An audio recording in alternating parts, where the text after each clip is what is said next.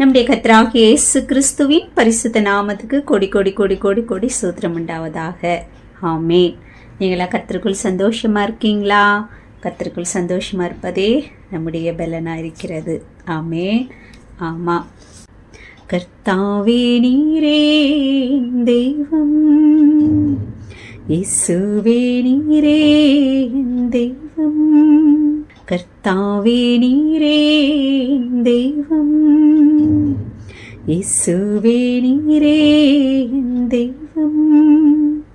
உம்மை உயர்த்தி உமது நாமத்தை என்றும் துதித்திடுவே.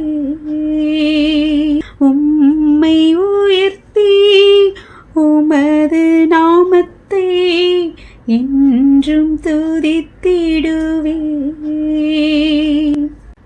கர்த்தாவே நீரே தெய்வம், இயேசுவே நீரே தெய்வம். ஆமாம், நம்ம ஏசப்பா தான் நம்முடைய கர்த்தராகிய இயேசு கிறிஸ்துவே நம்முடைய தேவன். அவர் எப்போ நம்ம என்ன பண்ணோம்? துதிச்சு பாடி மகிமைப்படுத்தணும். அல்லேலூயா. ஆமேன். சூத்திரம். நம்ம இப்போது அழகான வேத தியானத்தை நம்ம பார்த்துட்டு வரோம். கர்த்தர் மகத்துவமான காரியங்களை நமக்கு கற்றுக் கொடுத்துட்டு வந்துன்னு இருக்காங்க இல்லைங்களா?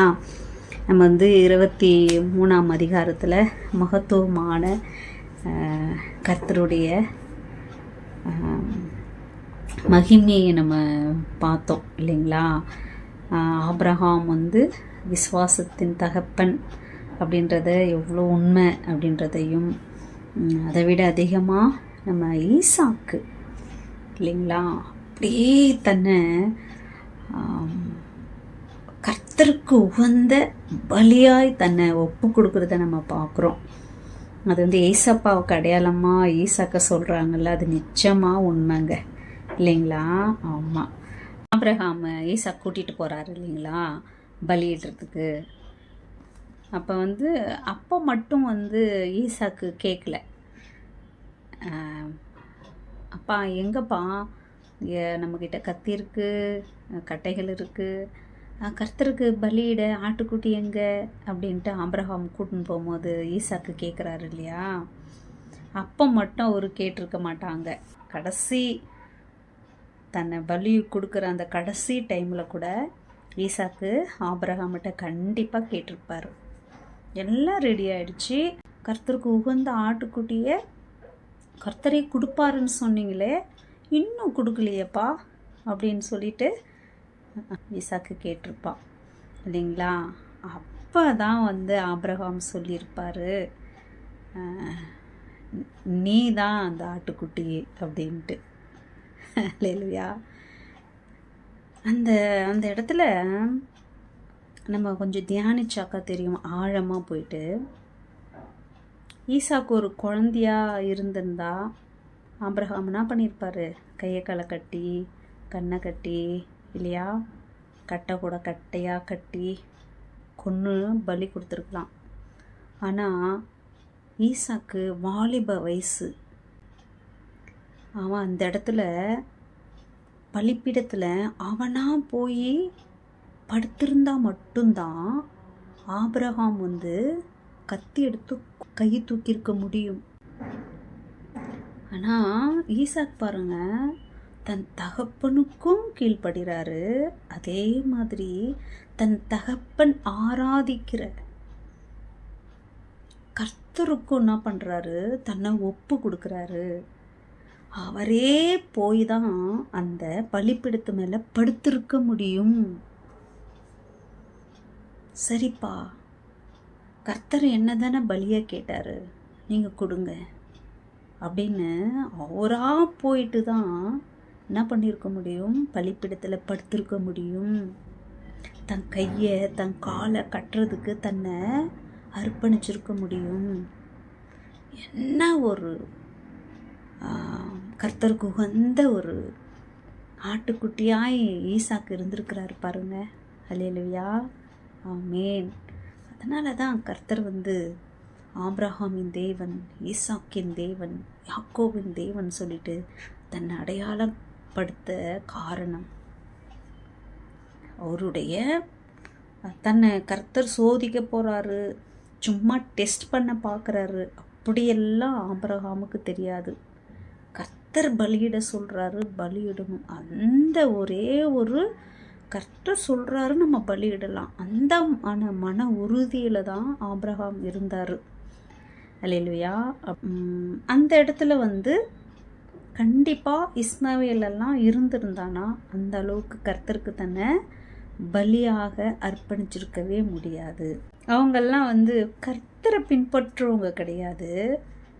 கர்த்தருடைய ஆசீர்வாதத்துக்காகவும் கர்த்தருடைய அற்புதத்துக்காகவும் கர்த்தரை பின்பற்றுவங்க என்ன பண்ண மாட்டாங்க, தன் ஜீவனை கர்த்தருக்கு கொடுக்க முடியாது. புதிய ஏற்பாட்டில் ஏசப்பா சொல்லுவாங்க. அதை மாத்திரம் நம்ம பார்த்துட்டு நம்ம இன்னும் 23, 24 அதிகாரத்தில் நம்ம தியானிக்க போகலாம். மத்தேயு 8ஆம் அதிகாரத்தில் 19, 20, 21 நம்ம பார்க்கலாம். யார் கர்த்தருக்கு உகந்த பலியாக தன்னை கொடுக்க முடியும் அப்படின்றத கர்த்தர் எப்படி தெரிந்து எடுக்கிறாரு அப்படின்றத நம்ம இங்கே பார்க்கலாம். அப்போது வேத பாரகன் ஒருவன் போதகரே, நீர் எங்கே போனாலும் உம்மை பின்பற்றி வருவேன் என்றான்.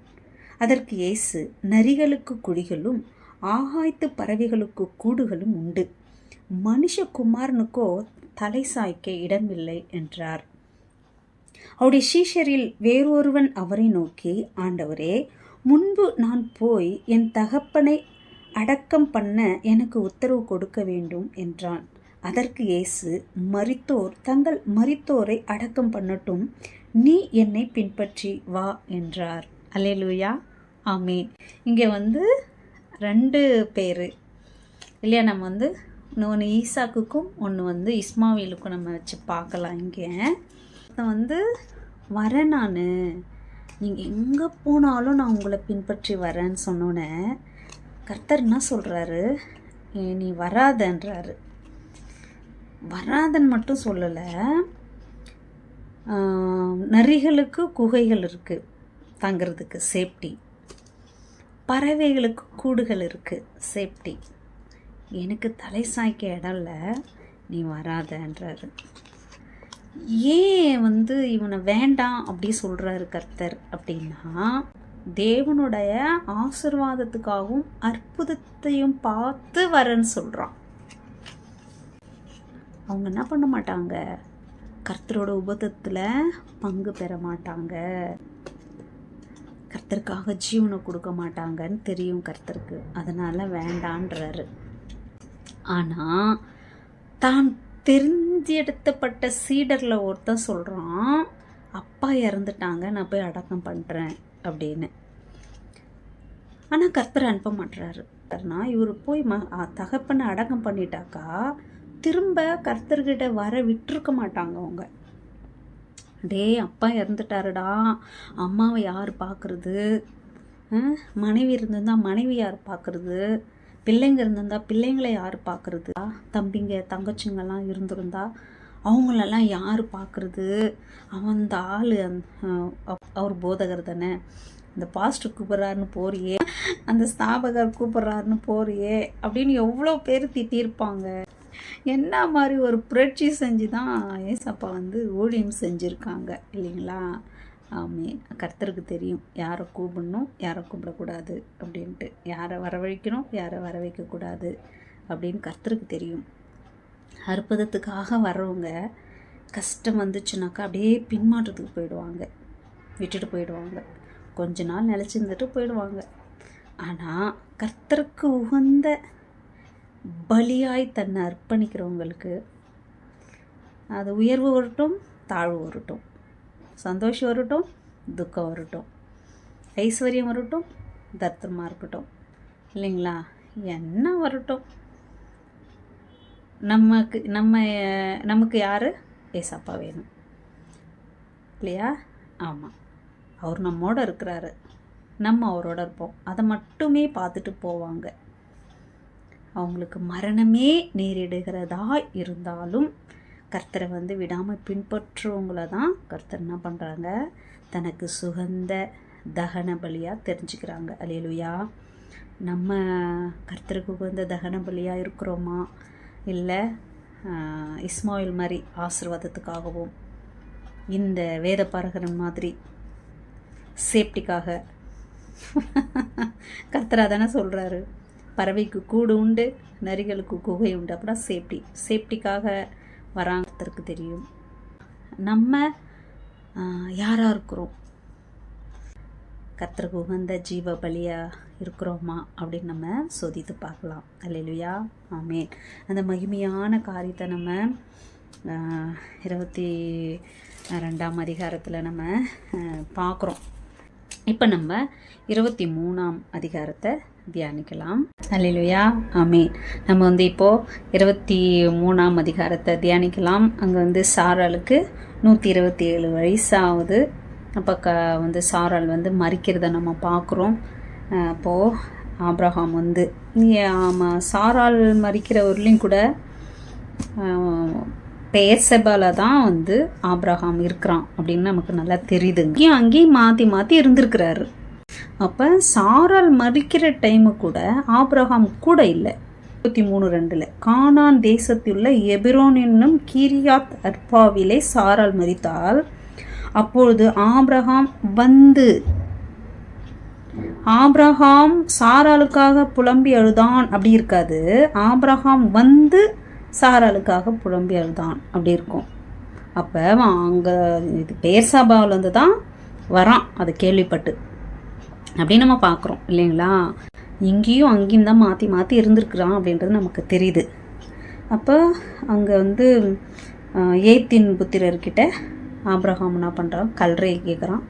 அவங்க என்ன சொல்கிறாங்க, ஆண்டவரே இது கல்றையெல்லாம் உங்களுது தான், உங்கள் விருப்ப எங்கேயாவது நீங்கள் வந்து அடக்கம் செய்யுங்க அப்படின்னு சொல்கிறாங்க. ஆனால் ஆபிரகாம் என்ன பண்ணுறாரு, இல்லை எனக்கு வந்து தனியாகவே வேணும், அந்த கல்லறை தோட்டம் எனக்கு தனியாகவே வேணும் அப்படின்னு சொல்லிட்டு தனியாக வாங்குறாரு. நீங்கள் நம்ம வந்து 15ஆம் அதிகாரத்தில் பார்த்தோம்ல, இந்த ஏத்தியரு இந்த ஏத்தின் புத்திரரெல்லாம் இருக்கிறாங்களே, ஏத்தியரெல்லாம் கனானியர், ஏத்திரியர், எபூசியரெல்லாம் இருக்கிறாங்கல்ல, இந்த தேசத்தெல்லாம் சேர்த்து தான் கர்த்தர் கொடுக்குறேன்னு சொல்லியிருக்காரு ஆபிரகாம் கிட்ட. ஆனால் அது எப்போ கொடுக்குறேன்னு சொல்லியிருக்கிறாரு, உன்னுடைய சன்னதியெல்லாம் அந்நிய தேசத்தில் போய் அடிமையாக இருந்து திரும்பி வரும்போது தான் அதை கொடுப்பேன்னு சொல்லியிருக்கிறாரு இல்லைங்களா. அப்போ இன்னும் அந்த காலம் வரல, கொடுக்குற காலம் இந்த தேசத்தெல்லாம். அது ஆபிரகாமுக்கு தெரியும். ஆனால் இப்போ நடக்காதுன்னு கர்த்தர் முன்னாடியே சொல்லியிருக்கிறாருல ஆபிரகாம்கிட்ட. அதனால் என்ன பண்ணுறாரு, அந்த இடத்துல வந்து காசு கொடுத்தே என்ன பண்ணுறாரு, அந்த கல்றையை வாங்குறாரு. இங்கே வாங்குற இந்த கல்றை தான் இப்போ எருசலேமில் இருக்கிற கல்லறை தோட்டம். அல்லேலூயா. ஆமே. நம்ம போன வாரம் கூட மகத்துவமான ஒரு காரியத்தை பார்த்தோம் பாருங்க. உலக வரலாற்றிலே வரும் அது அப்படின்ட்டு. கண்டிப்பாக வருங்க. எனக்கு தெரிஞ்சு வந்து ஒரு மரிச்சு போன சடலத்தை எந்த உலகத்தில் கல்லறையில் அங்கே இருக்கிற கல்லறை 300 கல்லறையை தோண்டி அதில் இது எதுன்னு கண்டுபிடிச்சி எடுத்துருப்பாங்க. உலகத்தில் எப்பயாவது நடந்ததை நம்ம பார்க்குறோமாங்க, கேள்விப்பட்டிருக்குமா போட்டும். உயிர் வாடுகிற மனுஷனே போனாக்கா என்ன பண்ண மாட்டாங்க. ஐயோ ஒருத்தன் தானே போகிறான் அப்படின்ட்டு எவ்வளோ பேர் விடுறாங்க தேசங்கள். செத்த பெணம் 2 வருஷத்துக்கு முன்னாடி இறந்தது மட்டும் இல்லையாங்க, 10 வருஷத்துக்கு முன்னாடியே சண்டை வந்துச்சான். இதே மாதிரி 10 வருஷத்துக்கு முன்னாடி கூட சண்டை வந்திருக்கு. அதில் ஒரு சடலம் கூட மிஸ் ஆயிடுச்சான். அதையும் இது கூட சேர்த்து எடுத்துகிட்டு வந்திருக்காங்க. ஐயோயோ சாமி, இந்த வேதத்தில் இருக்கிற இஸ்ரேலுடைய மகத்துவத்தை இப்போ நம்ம வாழ்கிற நாட்களில் அப்படியே நம்ம கண்ணு முன்னாடி நடக்கிறத பார்க்குறோம் இல்லைங்களா. எந்த அளவுக்கு இந்த வேதம் சத்தியமானது. ஆபிரகாம் கிட்ட சொன்ன அந்த வாக்கு தத்தங்களை நம்ம வாழ்கிற காலத்தில் பார்க்குறோம். அந்த தேசம் நம்ம கண்ணு முன்னாடி இருக்குது, அதுவும் மகிமையாக இருக்குது அவர் சொன்ன மாதிரியே அப்படின்னு நினைக்கும் போது ஐயோப்பா, அதை அவர் மகத்துவத்தை தியானிக்கவே முடியல.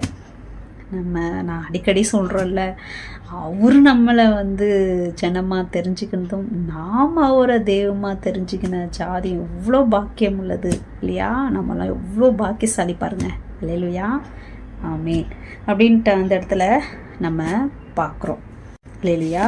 ஆமேன். இங்கே வாங்குகிற கலரையை இப்போவும் நம்ம அவங்க இஸ்ரேல் தேசத்தில் அந்த கலரையை இப்போ நம்ம கண்ணு பார்க்குது. 5000 வருஷத்துக்கு முன்னாடி வாங்கின அந்த கலரை தோட்டத்தை இன்றைக்கும் நம்ம எருசலேமில் பார்க்குறோம். நேற்றும் இன்றும் என்றும் மாறாதவர், இருக்கிறவராகவே இருக்கிறவர்ன்றது சத்தியமாக தெரிந்து பார்த்தீங்களா? ஆமேன். அடுத்தது நம்ம 24ஆம் அதிகாரத்தில் ஆபிரகாம் வயசாகுது இல்லைங்களா?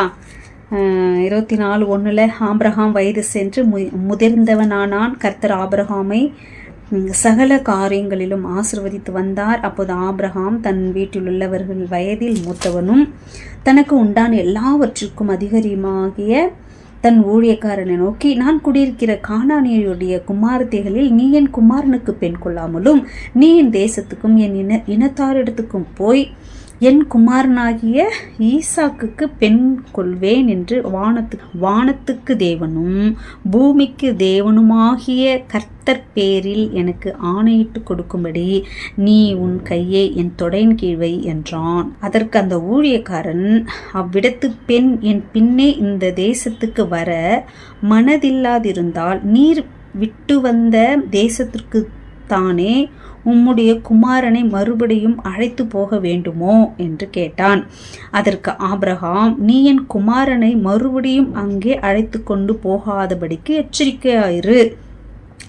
என்னை என் தகப்பனுடைய வீட்டிலும் என் இனத்தார் இருக்கிற தேசத்திலும் இருந்து அழைத்து வந்தவரும் உன் சன்னதிக்கு இந்த தேசத்தை தருவேன் என்று எனக்கு சொல்லி ஆணையிட்டவருமான வானத்துக்கு தேவனாகிய கர்த்தர், நீ அங்கே இருந்து என் குமாரனுக்கு ஒரு பெண்ணை கொண்டு வரும்படிக்கு தம்முடைய தூதனை உனக்கு முன்பாக அனுப்புவார். அல்லேலூயா, சோத்திரம். பெண் உன் பின்னே வர மனதில்லாதிருந்தே ஆகில் அப்பொழுது நீ இந்த என் ஆணைக்கு நீங்களாயிருப்பாய். அங்கே மாத்திரம் என் குமாரனை மறுபடியும் அழைத்து கொண்டு போக வேண்டாம் என்றான். அல்லேலூயா. இதுதான் ஆபிரகாம். அதனால தான் கர்த்தர் ஆபிரகாமி தேவன் சொல்ல காரணம். பார்த்தீங்களா?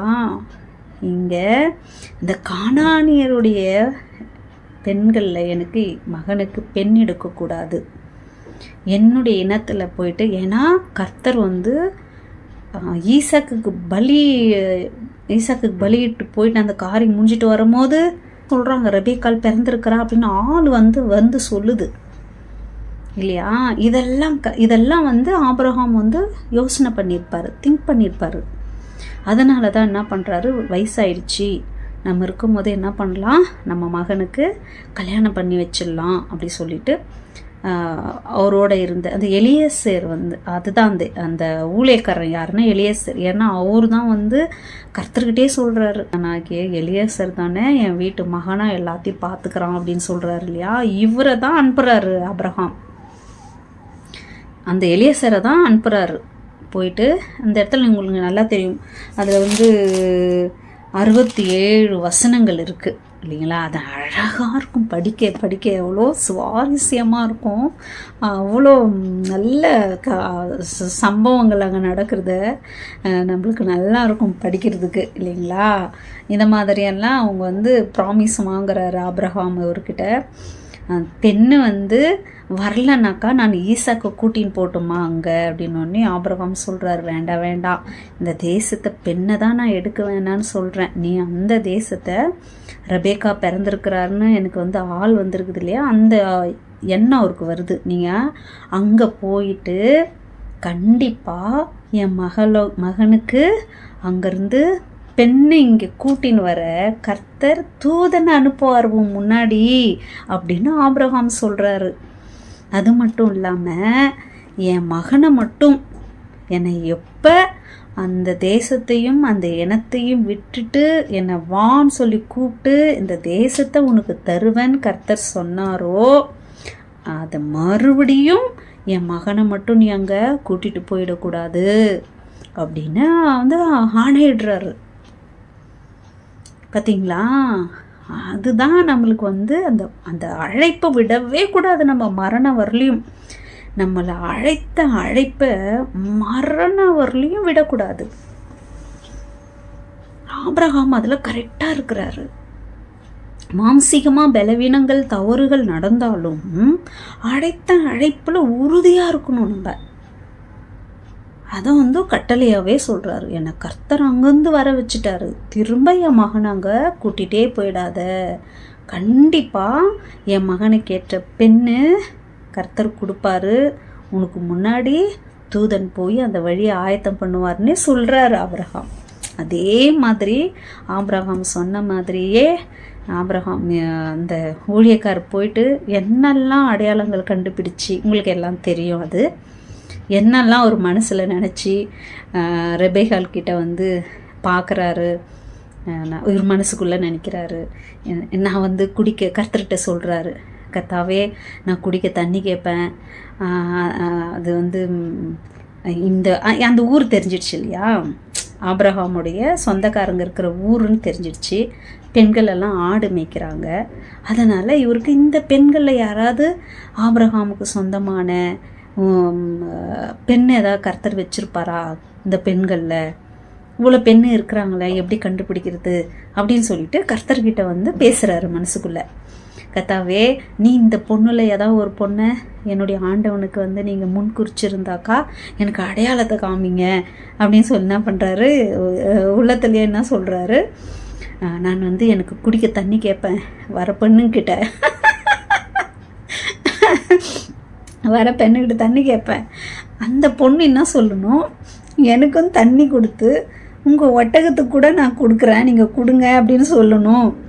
அப்போ அந்த பெண்ணு தான் வந்து நீங்கள் வந்து ஈசாக்குக்கு வந்து நியமிச்சிருக்கிற பெண்ணை நான் தெரிஞ்சுக்கிறேன் அப்படின்னு சொல்லிட்டு என்ன பண்ணுறாங்க, அவங்க வந்து கர்த்தர்கிட்ட பேசுகிறாங்க எலியேசர்.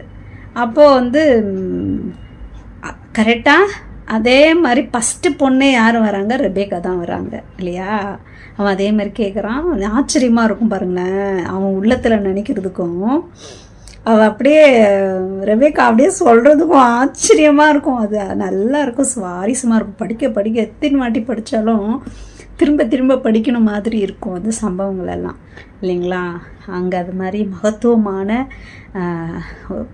கர்த்தர் வந்து வழி நடத்துதில் நம்ம அங்கே பார்க்குறோம். அல்லேலூயா, ஆமென். அதிலே வந்து நம்ம பார்க்கணுன்னா எல்லாம் முடிஞ்சு அங்கே வந்து 56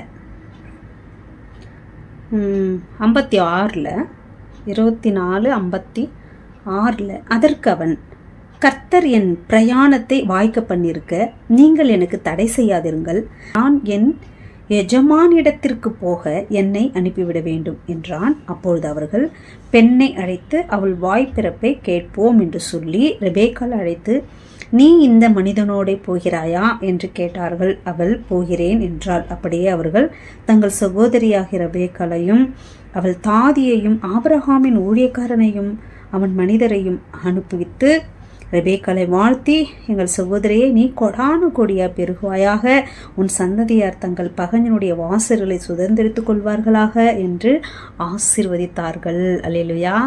கர்த்தர் சொன்ன அந்த காரியத்தையே என்ன பண்ணுறாங்க, அவங்க தங்கச்சிக்கு சொல்லி அனுப்புறத நம்ம பார்க்குறோம். அல்லேலூயா, ஆமே. நீங்கள் அப்படியே தொடர்ந்து படிச்சுட்டே வந்தீங்கன்னாக்கா, அதாவது கேட்குறா 64 ரெபேக்காளும் தன் கண்களை ஏறெடுத்து ஈசாக்கு கண்டபோது ஊழியக்காரனை நோக்கி, அங்கே வெளியில் நமக்கு எதிராக நடந்து வருகிற அந்த மனிதன் யார் என்று கேட்டால், அவர்தான் என் எஜமான் என்று ஊழியக்காரன் சொன்னான். அப்பொழுது அவள் ஒட்டகத்தை விட்டிறங்கி முக்காடிட்டு கொண்டாள். அப்படி நம்ம பார்க்குறோம். 67 அப்போது ஈசாக்கு ரெபேக்காளை தன் தாய் சாராளுடைய கூடாரத்துக்கு அழைத்து கொண்டு போய் அவளை தனக்கு மனைவியாக்கி கொண்டு அவளை நேசித்தான். ஈசாக்கு தன் தாய்க்காக கொண்டிருந்த துக்கம் நீங்கி ஆறுதல் அடைந்தான். அப்படி நம்ம பார்க்குறோம் இல்லைங்களா. அதாவது தன் எஜமான் அவர் தான் அப்படின்னு சொன்ன உடனே ரெபேக்கா என்ன பண்ணுறா, ஒட்டகத்திலேருந்து கீழே இறங்கிடுறா அப்படின்னு நம்ம பார்க்குறோம். ஈசாக்கு ரெபேக்காலை நேசித்தான். ரெபேக்காலால் ஈசாக்கு ஆறுதல் அடைந்தான்னு நம்ம பார்க்குறோம். அப்போ நம்மளை உண்மையாக நேசிக்கிறவரும் கர்த்தர் தான், நமக்கு ஆறுதலாக இருந்து ஆறுதலின் தேவனாக இருக்கிறவரும் நம்முடைய கர்த்தராகிய இயேசு கிறிஸ்து தான் அப்படின்னு நம்ம பார்க்குறோம். அல்லேலூயா. ஆமென். அவருடைய ஆறுதலெல்லாம் நமக்கு இல்லாமல் இருந்திருந்தா நம்மெல்லாம் இப்போது சந்தோஷமாக இருக்க முடியாது. அல்லேலூயா. ஆமென். பரலோக பாதை என் இயேசு,